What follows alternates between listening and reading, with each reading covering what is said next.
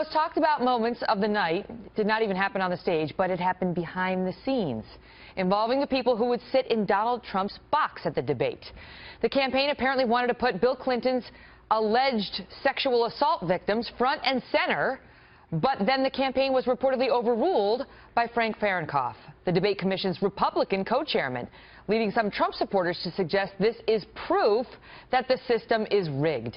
Jason Miller is the Trump campaign senior communications advisor. He's with me now. Jason, good to see you. Megan, good evening. So is it true that you guys wanted to sit the four women in the Trump's family box?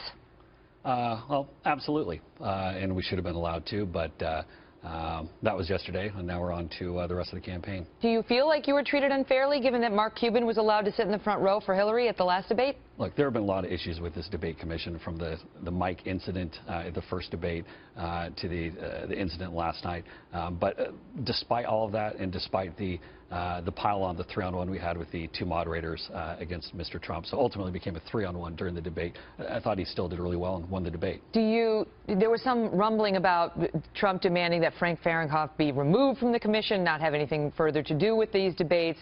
Is that a position you guys are taking? I don't know if anything formal has been said yet, but we're clearly not happy with some of the way things have been run so far. But he's going to be in Vegas. Trump's showing up at that debate in Vegas. Oh, I'm confident Trump will be there. Okay. You have to ask with Trump. You never know. we're ready to go. I mean, look, especially as well as he did in the first debate, as great as he did last night. I mean, going into this third debate, we have Chris Wallace. We're talking foreign policy, the opportunity to prosecute the case on Benghazi, go through the Russian reset, all of these absolute foreign policy disasters that Hillary has.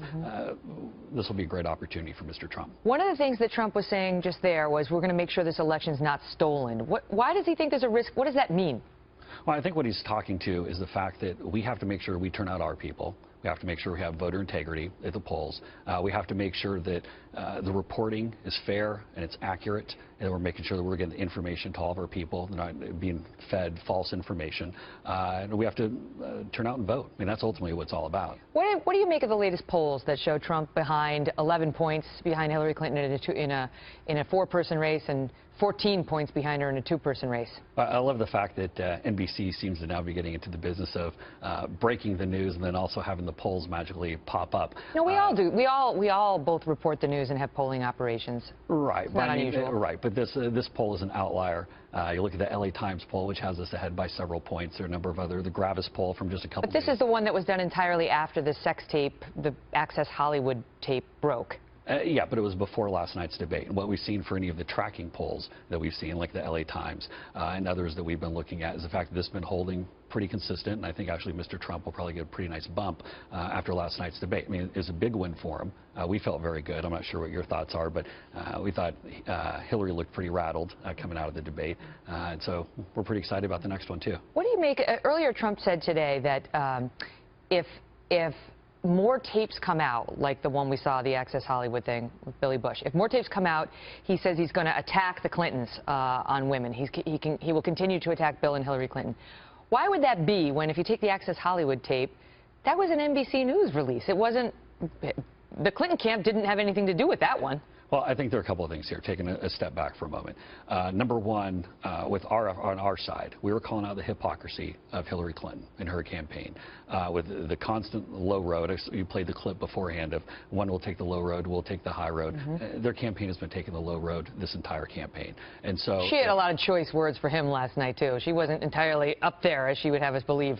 Yeah, this was not. And on the high road. Yeah, this wasn't exactly a pillow fight. The road had a little, it had some trips down, it had some trips back up. It was there mostly low.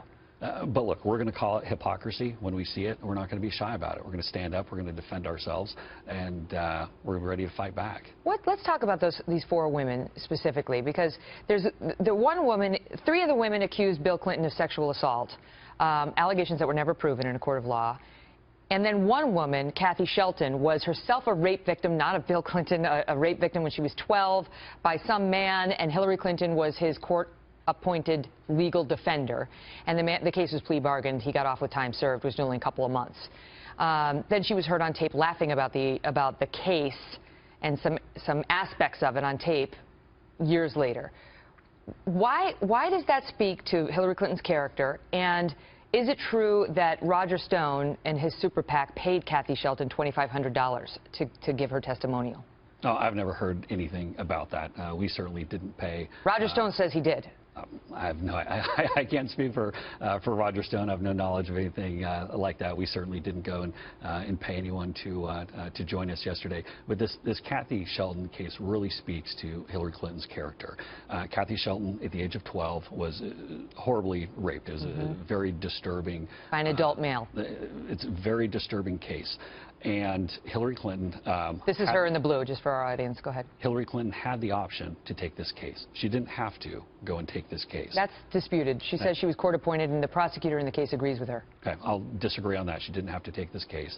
Okay. She was able to essentially bring down the charges for the man who brutally raped Kathy Shelton. And as you said, there was audio recording where, as they were talking about the polygraph test, where Hillary Clinton was chuckling that she...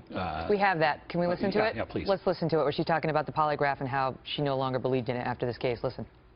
Of course, he claimed that he did all this stuff. He took a lie detector test. I had to take a polygraph, which he passed, which forever destroyed my faith in polygraphs. I handed it to Mayor Gibson. Well, this guy's ready to come from New York to prevent this miscarriage of justice. Now, her defenders say she's laughing about the absurdities of the system. Sounds pretty clear to me that she's laughing about the fact that she can't believe the results of this polygraph, because she definitely knew that this man Why was is that guilty. not excused by, you know, I used to be a lawyer for 9 years. You don't always believe in your client. You believe in the role a lawyer plays in the system. I think this really becomes a character issue. This isn't something, we'll agree to disagree on this one, but this is not a case that she had to take. When you have someone who committed such a brutally horrific act of raping a 12-year-old, I think that becomes a character issue. Last question. This person wants to be a leader of the free world. Donald Trump is out there saying Hillary attacked those women that we've been discussing viciously, that she attacked them viciously. She wasn't the only one. He did too. And here's a sampling of that. Watch. Bill Clinton was the worst abuser of women ever to sit in the Oval Office. He was a predator. Look at the trouble Bill Clinton got into with something that was totally unimportant, and they tried to impeach him, which was nonsense. If they want to release more tapes saying inappropriate things, we'll continue to talk about Bill and Hillary Clinton doing inappropriate things. I don't necessarily agree with his victims. The victims are terrible. The whole group, Paula Jones, Lewinsky, it's just a really unattractive group. Bill Clinton sexually assaulted innocent women, and Hillary Clinton attacked those women viciously. I think she's been through more than any woman should have to bear, everything public. It's quite a change in tone by Mr. Trump. Well, I think as Mr. Trump has learned more about these women's stories and about what has happened to them, not just from former President Clinton, but the bullying and the intimidation that they've received from the Clintons, I think that's informed his opinion a lot. He finds them more attractive now? I mean, why is he out there calling them unattractive? Look, I can't speak to previous comments, but I can tell you that now as he's learned their stories and he realizes, particularly in the case of Juanita Broaddrick, the amount of pain that she went through and the courage that she's had to step up and tell her story, it's a very compelling case. But Juanita Broaddrick denied that he raped her. She denied under oath that Bill Clinton raped her, and then later she changed her tune. But for 21 years, she said it didn't happen. So how are the American public supposed to hold Hillary Clinton accountable for believing Juanita Broaddrick the first time in her under oath testimony that it didn't happen? Well, I think she was intimidated. I think that this, but now what we're seeing is the courage. But she came out, Juanita came out and told the FBI investigators that she wasn't intimidated, that no one from the White House ever pressured her or intimidated her. If you look at the conviction, and the way that she's telling her story, there's no way someone can watch her interview. Breitbart posted an interview the other day of this. There's no way that someone can watch that and think that she's not telling the truth. I mean, this is a woman who has gone through a lot, and why would she be putting herself out there if this wasn't true? Jason, great to see you. Thanks, Maggie. A pleasure. Happened. If you look at Bill Clinton, far worse. How bad Hillary is, she's not as interesting as Trump. Because Trump is all visual and audio. You get hot tape even when he scowls. With Trump, you get beauty queens. Colin Powell said it best. He's a national disaster. He's an embarrassment.